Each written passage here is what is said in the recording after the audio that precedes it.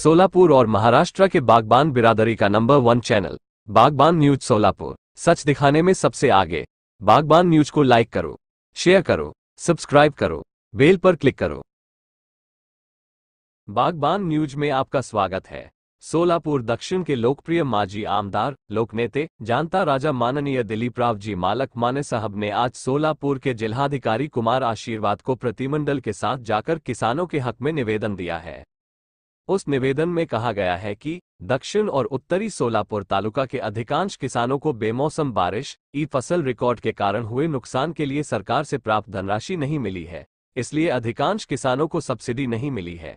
प्रधानमंत्री पिक बीमा योजना 2023 के तहत आवेदन करने वाले 80% किसान अभी भी इस सब्सिडी से वंचित हैं। दिलीपराव जी माने साहब ने अपने बयान पर सकारात्मक प्रतिक्रिया देते हुए कहा, कलेक्टर कुमार आशीर्वाद ने इन किसानों को जल्द से जल्द फसल बीमा और बकाया अनुदान दिलाने के लिए सोमवार को एक जरूरी बैठक कर समस्या का समाधान करने का वादा किया। मैं अपने किसान भाइयों को न्याय दिलाने के लिए बार बार प्रयास करता रहूंगा और लड़ता रहूंगा ताकि कोई भी उस योजना से वंचित न रहे।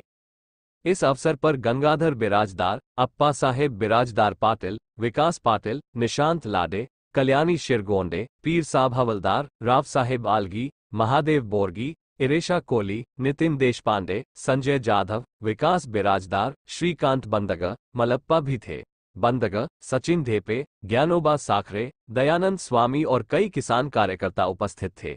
देखते रहिए महाराष्ट्र का नंबर 1 चैनल बागबान न्यूज सोलापुर। आज माननीय जिल्हाधिकारी सोलापूर यांना आम्ही पीक विम्याचे काही शेतकऱ्यांना पैसे मिळाले। मागच्या वर्षी गारपीट झालेलं होतं आणि त्याचे पैसे मिळालेले नाही। एवढे उत्तर सोलापूर, दक्षिण सोलापूर तालुक्यातल्या काही लोकांना मिळाले, काही लोकांना अर्धे पैसे मिळाले। माननीय जिल्हाधिकारी साहेबांना हे त्याच्या निदर्शनास आणून दिले। ताबडतोबपणे कृषी अधिकारी सोलापूर यांच्याशी सुसंवाद साधला आणि सोमवारी परत सगळी माहिती घेऊन आमच्या शेतकऱ्यांबरोबर त्यांनी मीटिंग लावून सांगितलं, ज्यांना याचा सगळा अभ्यास आहे, सगळ्या प्रोसेस काय काय असते घेऊन या म्हणले। म्हणजे शेतकरी 4-5 आहे ज्याला ह्याच्यातलं ज्ञान आहे किंवा ह्याच्यातलं नॉलेज आहे, असे शेतकरी, कृषी खात्यातले अधिकारी, माननीय जिल्हाधिकारी यांनी स्वतः बोलवले। मला खूप चांगलं वाटलं की एखाद्या पुढाऱ्याला न बोलवता शेतकरी स्वतः माझ्याबरोबर चर्चा करायला येऊ द्या असं त्यांनी सांगितलं। आणि जे 15-16 कोटी रुपये मिळाले ते काही ठराविक लोकांना मिळालेले, काही शासनाकडून पैसे याचे राहिलेले, ते अजून शेतकऱ्याच्या खात्यावर डायरेक्ट येणारे ते आले नाही। अशा प्रकारचं आम्ही जिल्हाधिकाऱ्यांना निवेदनामार्फत दिलं आणि जिल्हाधिकाऱ्यांनी लगेच सोमवारी किंवा मंगळवारी आपण मीटिंग लावू आणि त्याचं मार्ग करू असं सांगितलं।